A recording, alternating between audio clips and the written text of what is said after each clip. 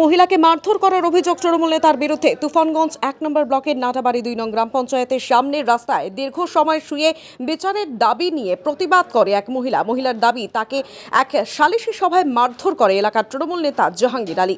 মহিলার এমন প্রতিবাদে এলাকায় ভিড় জমে যায়। ঘটনাস্থলে আসে তুফানগঞ্জ থানার পুলিশ। মহিলা জানায়, পারিবারিক বিবাদের কারণে ৯ তারিখ চারালজানির বাড়িতে এক সালিশি করা হয়। সেখানে জাহাঙ্গীর তাকে মারধর করে। থানায় অভিযোগ করতে গেলে অভিযোগ নেওয়া হয় না, তাই নাটাবাড়ি ২ নং গ্রাম পঞ্চায়েতে প্রধানের দপ্তরের সামনে সে রাস্তায় শুয়ে বিচার চেয়ে প্রতিবাদ করে। আমাকে টিএমসি নেতা আমাকে মারধর করছে, আমার কোনো বিচার হয়নি। আমি ৩ দিন আমি হসপিটালে ভর্তি ছিলাম, আমার কোনো বিচার হয়নি। কেন মারলো আপনাকে? হ্যাঁ, বিনা কারণে ওখানে মানে একটা বিচার বসছে, মানে এই এক কথা বলছে, আমি এক কথা বলছি। বাড়ির লোক না মারিয়ে নেতার লোক আমাকে মারলো। টিএমসি নেতা। কে মারছে? কে? জাহাঙ্গীর আলম টিএমসি নেতা মারছে, প্রচন্ড মারছে। যে আমার জামা কাপড় সব ছিঁড়ে ছিঁড়ে কবে মারছে? কবে? ৯ তারিখে মারধর হয়েছে। তাহলে আপনি থানায় কেস করেন নাই কেন? আমি থানায় গেছি, আমার কোনো কেস নাই। আমি 2টা লিখিত করে দিয়েছি, 2বার লিখিত করছি, আমার টাকা ঠিক গেছে, কিন্তু কোনো কেস নাইনি দাদা। আপনাকে কিসের বিচারে বসছিল? আমার একটা পারিবারিক বিচারে বসছে, তো ওইখানে আমার ভাই বোন আসছে, সবাই আছে, কিন্তু ও আমার ভাই বোন এক কথা বলছে, আমি এক কথা বলছি।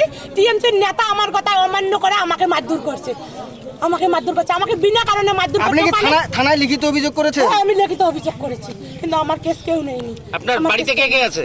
আমার বাড়িতে আমার স্বামী আছে, আমার বাচ্চা আছে, আমার শ্বশুর শাশুড়ি আছে, আর কেউ নেই। আপনি কিসের জন্য রোড ব্লক করলেন? এই যে আমাকে টিএমসির নেতা মারধর করলো। আপনার দাবি কি?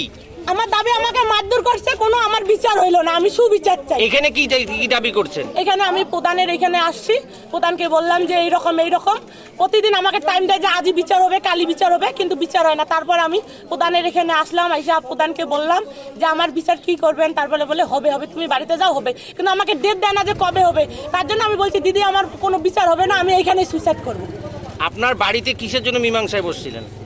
আমার মা বাবার ক্যাসার লাগছিল, ওইখানে মীমাংসায় পড়ছিল। আমার মা বাবা ইসে করছে, পার্টির লোক ডাকছে, আমার মা পার্টির লোক ডাকছে, ওইখানে পার্টির লোক গেছে। সালিশি সভা হচ্ছিল? হ্যাঁ, সালিশি সভা হয়েছিল, ওইখানে টিএমসির নেতা আমাকে মারধর করছে। কবে? ৯ তারিখ ছিল। কি নাম আপনার? আমার নাম মমতাজ খাতুন। বাড়ি যে চারালজানি।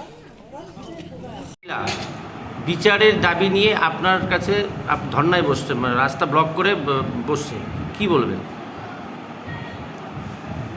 বিচার মানে কি? বিচার তো আমরা করতে পারি না, কোর্ট আছে, ওদের ন্যায্য বিচার কোর্ট করবে।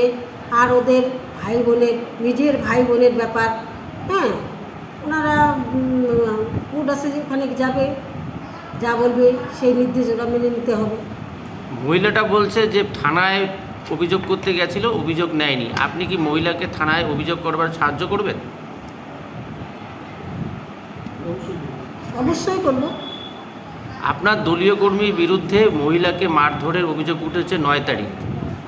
জাহাঙ্গীর আলম বলে একজন নামে, আপনার দলীয় কর্মী, কি বলবেন? ও দলীয় কর্মী না, ও সাধারণ একজন ভোটার। এখন ওদের ভাই বোনি, নিজের ভাই বোনি, ওদের কি সম্পত্তি নিয়ে ঝগড়া করতে ওদের এখন মারধর হয়েছে ওখানে। তো সেখানে আমরা গিয়ে তো কিছু আটক করতে পারবো না, মারধর হয়ে গেছে। কোর্ট আছে, ওখানে গিয়ে ওরা ন্যায্য বিচার হোক। পুলিশকে কি আপনারাই ডেকেছিলেন?